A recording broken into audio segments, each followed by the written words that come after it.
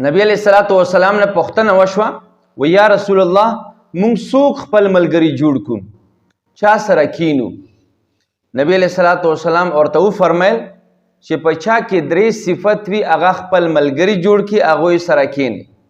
اول وی هغه څوک خپل ملګری جوړ کړه چې تا ورسره ملاقات وشي ته ورسره میلاو شي تا ته خپل رب را یاد شي. بعضې نیک خلک په تاسو لیدلي وي چې تاسو ورسره ملاقات وکړي هغه کې خپل نورانیت وي چې هغه ته وګورې تا ته خپل رب را یاد شي هغه دومره نیک او صالح انسان وي.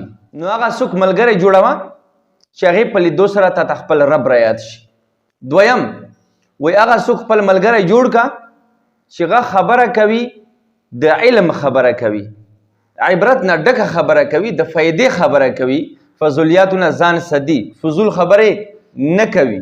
دریم وی د هغې عمل د وجې نه تا ته آخرت را یاد شي هغه داسې عمل کوي چې ته وګورې تا ته خود به خود آخرت را یاد شي. نو خپل ملګري هغه خلک جوړ کې هغوی سره کینې چې په هغې کې درې صفت وي. اول چې ویې ګورې تا ته خپل رب را یاد شي خبرې کوي علمي خبرې کوي.